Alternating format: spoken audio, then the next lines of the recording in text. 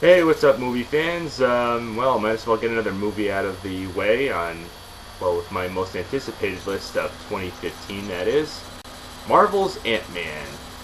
Yeah, I didn't really know what to expect out of this one because I really didn't know much about this character. I only threw it on the list, obviously, because it's a Marvel film, and obviously you got Fantastic Four reboot coming out, but let's not get too carried away. Ant-Man, yeah, starring Paul Rudd as the Ant-Man himself, and is just as, well, the title says, he puts on a suit and he has the ability to shrink. He's obviously an ex-con. Okay, obviously there's going to be some spoilers in this, so be aware of that, and you should have read the description, but otherwise, yes, he's obviously an ex-con trying to rebuild his life, and, with his ex-wife and estranged daughter, and obviously he's been arrested a couple times with a bunch of ex-cons as well, and he comes across this genius billionaire guy, played by Michael Douglas, of course, and he's all set up to go in, and what he thought was he was going to steal out of the safe was money. Instead, it's a suit, which is, as you guessed it, a shrink suit. Thus, that's where the term Ant-Man comes in, and obviously. The Ant-Man suit is the opposite to the other one that's his Michael Douglas's character, that is, because he's like the genius behind the whole Ant-Man shrinking suit, and even though he shrinks, he has the power to unshrink at any point and pretty much give superhuman strength to himself, and obviously he's accompanied by when he learns about the different ants and everything. I thought the concept was really clever. As I said, I really didn't know much about this character at all. I didn't read any comics about this one, and I didn't even know it was also Avengers related too.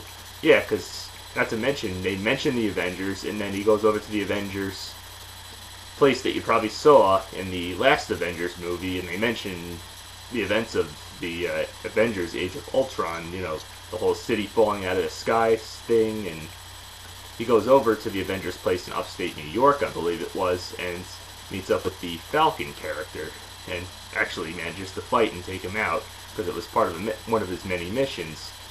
And it's also funny too. It's got some humor in it. I mean, the action scenes are really good. The fight scenes are good, and everything's well set up.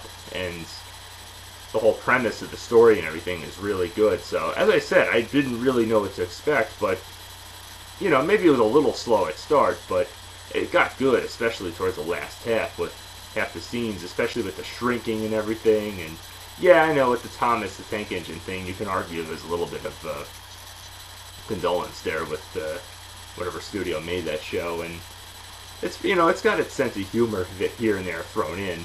And I'd say Paul Rudd was a really good choice for this role, and the other actor who played the villain, the Yellow Jacket, as I said, that's what I'm about to get to. He's obviously the successor of Michael Douglas's character, even though he's one of those type of villains that overlook too much of this whole shrinking business, and he obviously is planning on giving this power to pretty much anybody who can get their hands on it, but it's more dangerous than anything type of scenario. So it's a very good setup for a really good action film. It's really well done.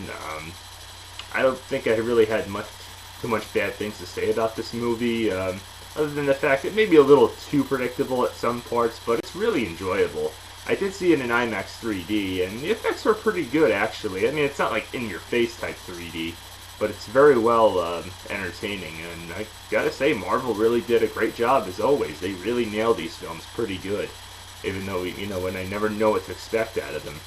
I mean, with a few speed bumps here and there out of Marvel, it conquered pretty well, and it's just a shame DC films are never usually this good, and hopefully the Fantastic Four reboot will be worth it. I mean, it does look like it's going to take a more serious approach, but all I can say about this one is it's very well entertaining, it's very well done.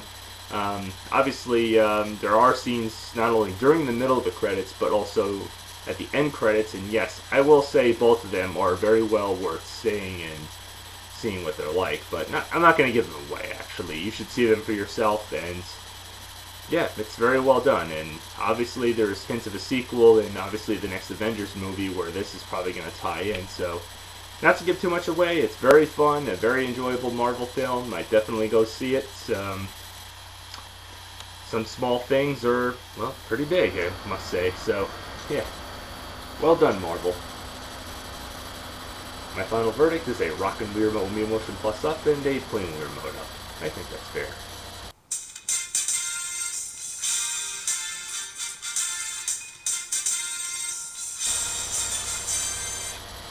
So, till next time, keep watching.